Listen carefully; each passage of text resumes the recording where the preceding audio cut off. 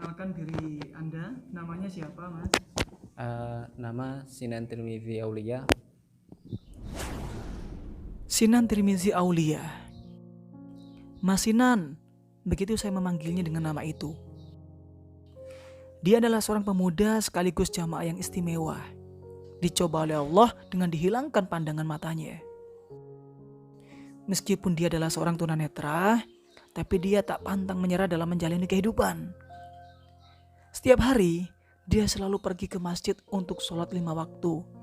Dan terkadang ada orang yang tak peduli untuk menjemputnya.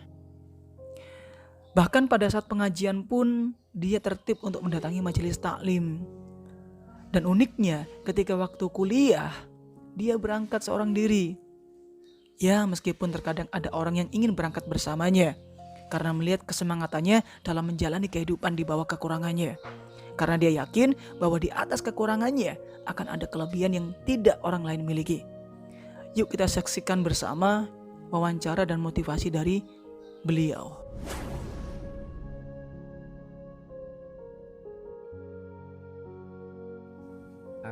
Asal dari Cirebon.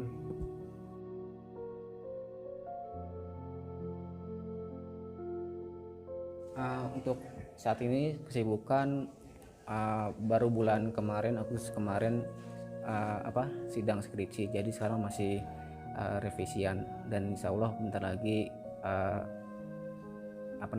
selesai kuliahnya.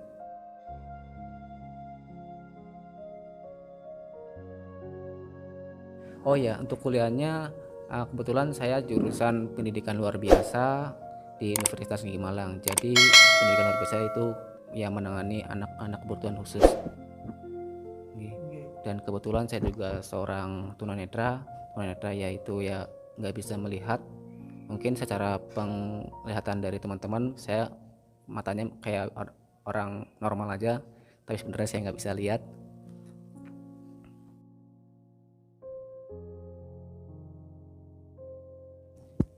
Di Universitas Negeri Malang.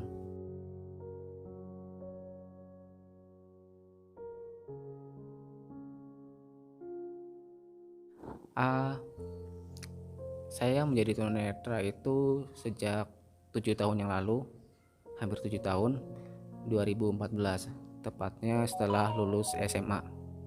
Nah, di situ mungkin awalnya saya mengira hanya minusku itu nambah gitu, dalam arti dulu sempat minus 0,25. Namun waktu itu kayaknya matanya mulai nambah minus deh, buram gitu. Tapi ternyata dari sisi lain, maksudnya mata kanan tuh normal, maksudnya minusnya normal berapa, mata kiri kok nggak bisa dicek pakai mata minus atau kacamata minus atau plus, itu nggak tahu. Jadi dari situ dicek dulu sampai kelar, ternyata makin lama makin buram di Oktober 2014 itu.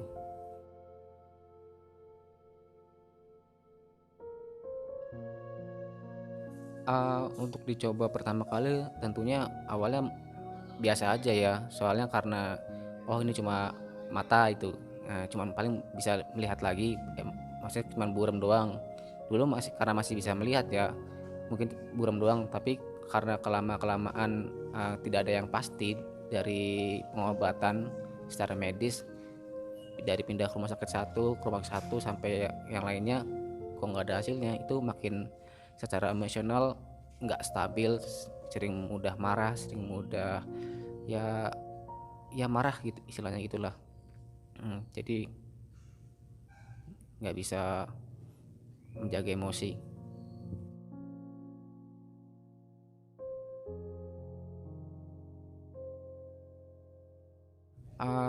Untuk sekarang alhamdulillahnya sudah menerima dengan keadaan yang sekarang nggak bisa melihat, tapi alhamdulillahnya bisa menerima dengan baik, dengan ya apa istilahnya, tapi nggak langsung bisa menerima ya, tapi butuh proses lah intinya, baru bisa nerima 2016, dan sekarang dan tentunya masih tetap nerima keadaan sampai ya insya Allah sampai seterusnya untuk menerima keadaan seperti ini, karena ya ini kondisiku sekarang seperti ini, mau gak mau harus menerima keadaan, karena kita tidak tahu apa yang ada di balik semua hikmah ini gitu.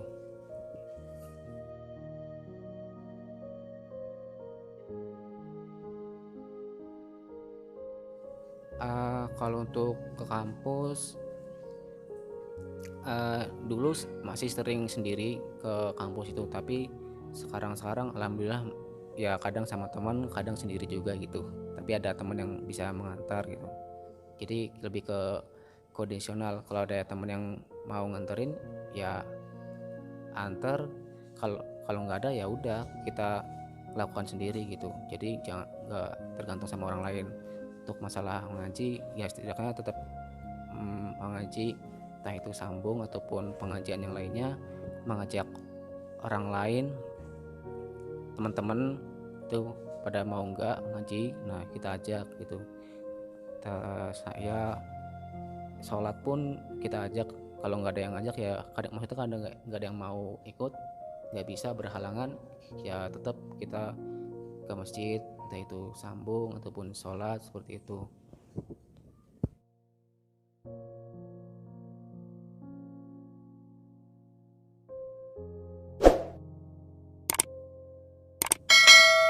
Untuk perasaan orang tua tentunya uh, orang tua meng apa ya mengusahakan anaknya untuk sembuh dan berbagai macam cara, dalam arti mengusahakan pengobatan medis ke berbagai rumah sakit. Ketika rumah sakit pun itu emang udah tidak ada hasilnya ataupun gimana, kita pindah ke alternatif, entah itu alternatif kayak obat herbal ataupun pijat. Nah itu akupuntur, terus apa namanya, uh, ya pokoknya itu semua diusahakan sama orang tua. Dan ketika saya ingin berobat ataupun, orang tua tetap mendukung gitu. Tapi ketika emang ini sudah tidak bisa sembuh lagi, sudah mengusahakan, ya orang tua selalu menguatkan diri pribadi gitu, diri saya agar tetap kuat menghadapi ujian, menghadapi semua ini, ngebantu saya hingga ya sampai di sini gitu, bisa istilahnya bisa mandiri sampai kuliah seperti ini.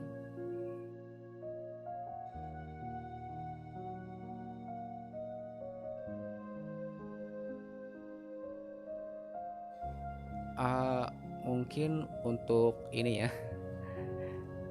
cobaannya mungkin yang di beratnya itu ketika tidak menjadi tunanetra.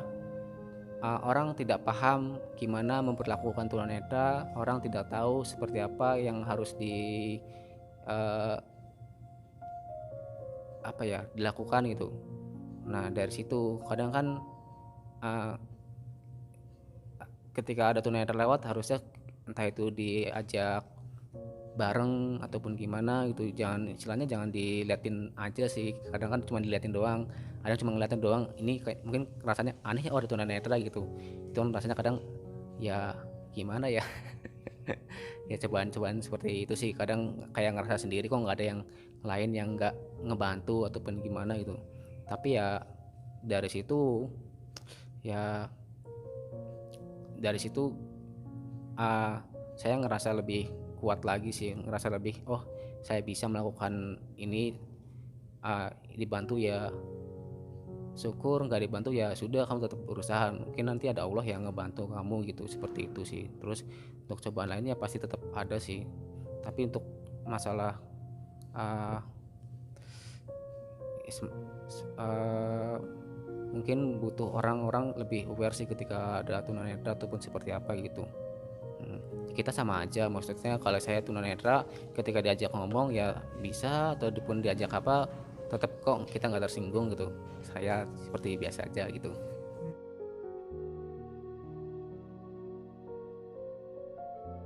uh, uh, untuk menghafal Quran, saya pernah menghafal Quran dulu di 2016. Namun karena saya sempat kuliah, mungkin ini salahnya saya juga sih, masih kurang menjaga ataupun seperti apa. tapi sampai sekarang masih tetap untuk mencoba menghafalkannya agar apa istilahnya ya, bisa ngebantu diri saya untuk bekal di surga nanti gitu. Nah seperti itu sih. Jadi dulu sempat ngapalin ya, meskipun masih sedikit sedikit, 2 jusan itu. Hmm, tapi itu menurut saya itu suatu prestasi yang sangat saya banggakan, karena saya pernah menghafal Quran dan saya masih mencoba untuk menghafalkannya lagi. Dan ya dari situ saya pernah mondok di Pondok Tafidatul Mansyurin. Saya mau buka wawasan yang selebar-lebarnya tentang agama, cita-cita, dan bahkan lebih tinggi dari hal itu.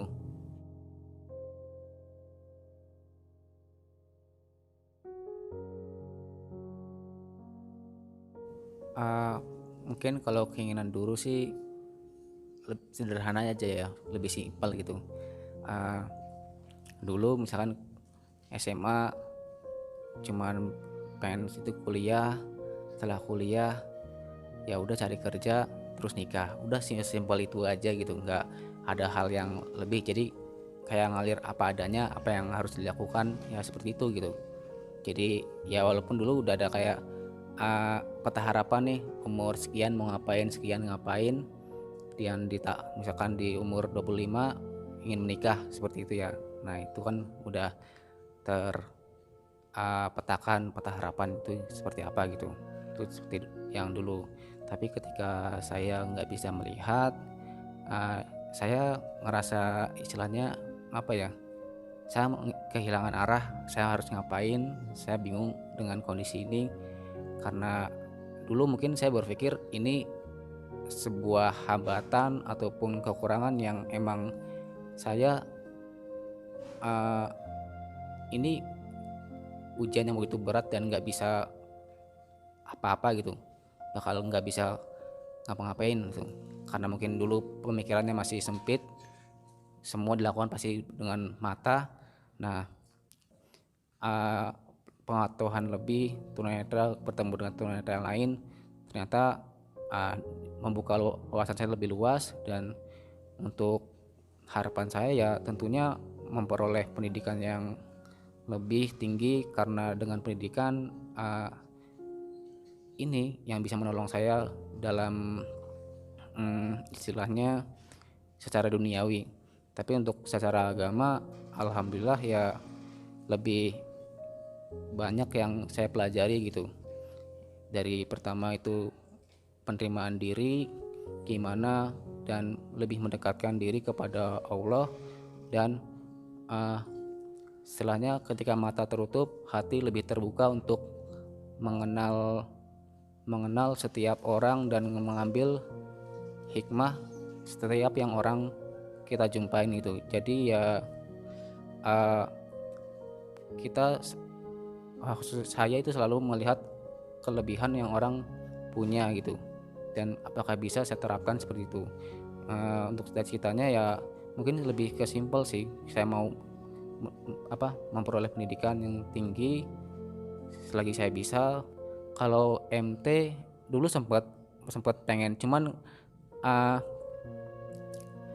dengan saya merasa seperti ini gimana caranya gitu, sedangkan nulis itu pakai braille, hadisnya nggak ada, adanya Quran ataupun untuk memaknainya masih bingung juga, sulit sekali. Dulu kan saya pernah mondok di Pondok Tafidatul Mansyurin ya. Di situ pernah pengen deh, yang lain kok pada pengen jadi MT, saya kok nggak bisa jadi MT ya, ini gimana caranya ini. Saya kan cuma mustami doang, cuma dengerin doang apa yang orang sampaikan dari ustadz sama ustadznya ataupun dari guru pondoknya, tak dengerin, cuman ya dengerin doang, cuman ngambil hikmah, ngambil ini diterapkan dalam diri. Cuman untuk berpikir aku pengen jadi MT itu rasanya nggak bisa deh kayak seperti ini, soalnya kan nggak ada yang ngebantu diri saya gitu. Gimana caranya gitu. Nah Dari situ mungkin harapan satu-satunya pas kemarin dulu sempat mondok di 2016 itu, ya saya belajar ngapalin Al-Qur'an aja di sana. Ya kan nggak ada salahnya cuma belajar Al-Qur'an dan nambah kepahaman di dalam agama ini. Ya mungkin ini sih nggak cuman itu ya. Dulu mungkin berpikir, saya ngerasa sedih ya ketika saya nggak bisa ini, gimana caranya ketika generasi bawah saya misalkan ada yang merasa tunanetra, pengen kok saya pengen jadi MT tapi nggak bisa, ini gimana caranya, saya mikiran seperti itu. Kalau nggak, saya dulu kayak mondok itu mikir-mikir ada nggak yang mau nerima saya gitu, soalnya nggak semua pondok mau nerima, ataupun uh, sekolah pendidikan pun nggak semuanya nerima gitu. Dari pendidikan kayak universitas saja nggak semuanya nerima. Nah dari situ pondok nerima apa enggak ya.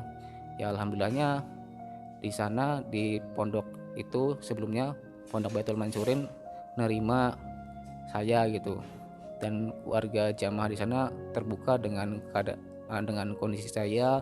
Mereka saling merangkul, dan itu yang paling saya suka dengan kondisi di sana. Jadi ngerasa saya ini seperti keluarga di sana gitu. Jadi seneng banget itu. Bahkan ketika ada orang agninya pol-polan di dalam mengeluarkan hartanya dalam jamaah, kok saya berpikir saya mau juga dong jadi agnia seperti itu gitu. Gimana caranya? Ya udah berdoa aja, saya pengen jadi agnia bisa melancarkan jamaah, apalagi ketika ada uh, amal soleh, bangun masjid, kok langsung ya enak banget ya dengerin orang yang langsung sedekah, misalkan 500 juta bangun pondok bisa sampai besar banget itu. Nah itu kayak memotivasi saya untuk secara agama. Saya pengen juga bisa sedekah, ataupun seperti orang-orang yang hebat itu, yang dalam jamaah bisa mengeluarkan hartanya. Dan serta mungkin harapan saya mungkin terlalu naif sih. Kalau ada pondok-pondok yang mau terima teman-teman kayak saya, itu menurutku bagus sih, gini gimananya. Cuman harapan saya kayak pengen rasanya ada pondok yang benar-benar nerima kayak saya, ataupun bahkan ya kayak saya, entah itu yang nggak bisa lihat, nggak bisa dengar, ataupun yang secara mereka ingin belajar yang lebih di pondok itu. Seperti itu.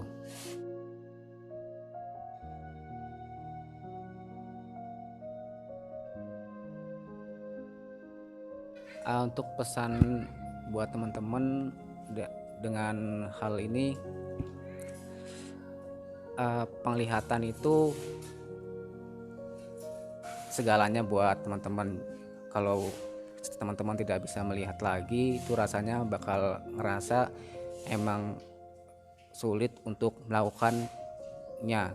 Tapi jika teman-teman masih bisa melihat secara normal, secara sempurna, masih bisa mudah untuk mencari ilmu, bisa mudah untuk menggapai dunia ini, gampang mencari kepahaman dan lain-lainnya gitu. Apalagi yang masih mondok itu gampang banget. Ada beberapa teman saya ketika dia pengen mondok itu sulit karena penglihatan saya nggak bisa gitu. Itu hal yang sulit. Nah dari situ mungkin teman-teman harus bersyukur apa yang dimiliki secara fisik, secara masih ada kesempatan, serta ingat di apa yang teman-teman miliki secara ujian ataupun apa, masih ada yang di bawah lagi. Ataupun ingat lihat apa yang secara agama tuh, lihat yang paling atas itu, maka kita akan selalu mengerjakan secara maksimal, dan kita akan ibarat kata kita akan menjalankan semuanya dengan ikhlas seperti itu. Nah, untuk kesempatan ketika ada pengajian kita masih bisa mendengarkan, melihat ya secara maksimal, jangan sampai sebagai yang masih sempurna ataupun apa ya disia-siakan waktunya, tenaganya, nah seperti itu. Dan kita harus bisa menghadapi semua. Jika teman-teman memiliki masalah, coba masalahnya dihilangkan. Jadilah semua itu tantangan yang kita harus hadapin. Ketika tantangan yang kita bisa hadapin itu, maka kita akan terampil. Ibarat kata manusia itu akan terampil karena menghadapi tantangan yang ada. Dari situ kita harus tetap yakin dan optimis apa yang kita lakukan.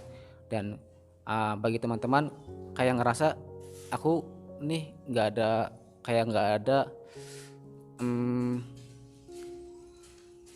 yang ngebantu ataupun pertolongan dari Allah, kita sabar aja dan tetap berdoa. Allah akan menolong kita di saat emang kita waktunya membutuhkan gitu. Saya pernah berdoa dan baru dikabulkan 2 tahun setelahnya. Itu kan mungkin agak lama, agak bosan gitu. Tapi ketika emang kita waktunya emang di situ waktu membutuhkan nih, kita tetap berdoa, tetap meskipun kita kondisi seperti sekurang-kurangnya masih banyak cobaan ataupun apa, tetap selalu berdoa sama Allah seperti itu.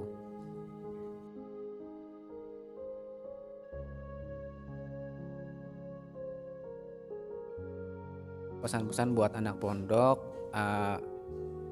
saya berpesan buat anak pondok saling akur sama pondok ataupun kelompok, saling jaga kerukunan, kekompakan. Jamaah itu ibarat kata satu tubuh, jadi semuanya saling merasakan dan saling kompak. Serta ketika dalam pengajian mungkin ataupun apa, tetap semangat mengpolkan mencari ilmunya sampai mubalegot.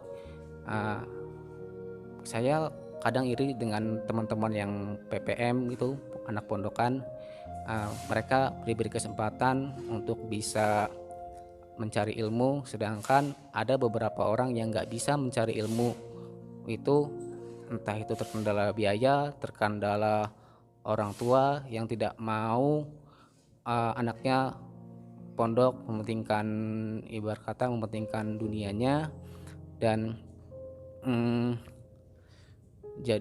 ya dari situ teman-teman harus nemeni mempersungguh, karena teman-teman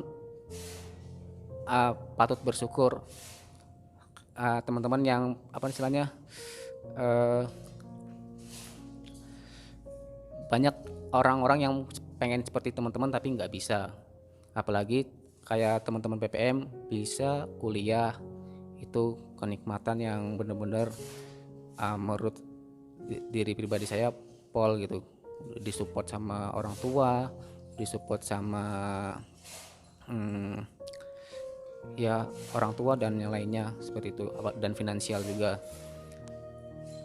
Dan pesannya juga mungkin teman-teman ketika menemui orang seperti saya yang berkebutuhan khusus atau istilahnya orang yang spesial atau apapun yang teman ini, bantu mereka sebisa teman-teman. Sapaan itu bahkan bisa dibilang hal yang mungkin remeh tapi akan berkesan bagi kita semua gitu, bagi khususnya kayak orang-orang yang seperti kami. Sapaan, apalagi bantuan bahkan lebih baik. Bahkan kan ketika ada, kalau nggak salah ada hadis, saya lupa gimana itu, makanya bantu sampai orang buta itu, orang yang buta gitu. Nah seperti itu sih. Dan kan kesempurnaan juga hanya apa ya, Allah itu tidak memandang siapa kamu, siapa eh, kamu or- siapa kamu orang berpendidikan ataupun apa, kamu, Allah hanya memandang ibadahmu seperti apa gitu, ataupun Allah tidak memandang kekuranganmu nih gimana gimananya, tapi Allah tetap memandang ibadahnya seperti apa yang kamu lakukan. Jadi ketika teman-teman di pondok yang mau yang sedang belajar, yang sedang ditempa untuk menjadi diri pribadi yang baik dan menjadi apanya, ujung tombak untuk membela agamanya Allah, tetap semangat, jangan sampai kendor, jangan sampai kurang semangat, karena dari situ teman-teman bisa sukses dunia akhirat. Di sini saya pengen ngasih tahu kalau perjuangan orang tua saya untuk menyemangatkan saya untuk tetap percaya pertolongan itu akan ada. Setiap malam jam 2 atau pun jam 3 orang tua saya membangunin saya untuk berdoa untuk meminta kesembuhan di waktu pas saya mengalami awal-awal menjadi tunanetra itu, seperti itu. Dan bahkan pas awal menjadi tunanetra, saya rasanya pertama kali saya menangis di sholat seperti itu.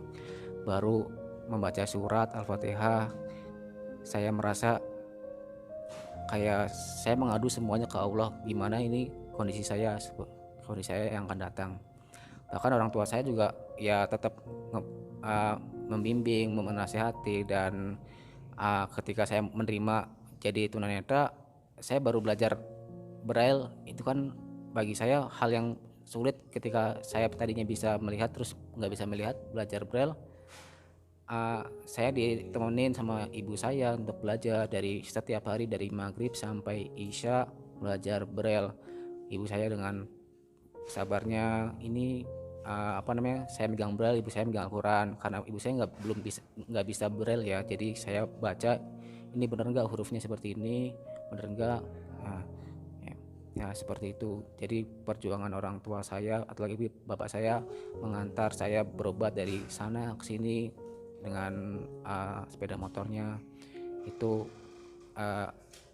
ngerasanya seperti apa ya, saya harus tetap bangkit, tetap kuat untuk bisa mandiri. Saya nggak mau ngecewain orang tua saya, karena orang tua saya tetap yang terbaik lah. Ibarat kata dulu ketika teman-teman pernah mengatakan, Nan, kalau ada misalkan ada kesempatan bisa ngelihat apa yang kamu lihat, saya seketika itu terdiam. Ada pertanyaan itu saya nggak kepikiran sih untuk bisa ngelihat, tapi kalau emang iya ada keajaiban ataupun mukjizat seperti itu, keajaiban, saya ingin melihat orang tua saya tersenyum, karena orang tua saya yang berjuang dari awal sampai akhir saya di sini. Ya karena orang tua saya bisa sampai di sini. Seperti itu perjuangan orang tua saya untuk menjadi anaknya yang bisa diharapkan baik secara dunia maupun agama. Itulah segelintir kisah dari seorang Masinan, yang mana beliau telah dicoba oleh Allah dihilangkan pandangan matanya, namun beliau masih bisa bersyukur. Sedangkan kita diberikan mata yang normal, badan yang sehat, dapat melihat, apakah kita tidak bersyukur, atau bahkan kita malah mengeluh dengan cobaan yang Allah berikan kepada kita. Lalu, kita gunakan untuk apa pemberian Allah yang sempurna ini? Yuk, mari kita manfaatkan pemberian Allah dengan baik. Kita tingkatkan ibadah kepada Allah, tingkatkan rasa syukur kepada Allah, kita mengaji, dan lain sebagainya. Agar Allah yang memberikan kelebihan untuk kita semakin senang kepada kita, semakin cinta kepada kita. Mudah-mudahan kisah ini dapat menjadi manfaat dan barokah untuk kita semuanya.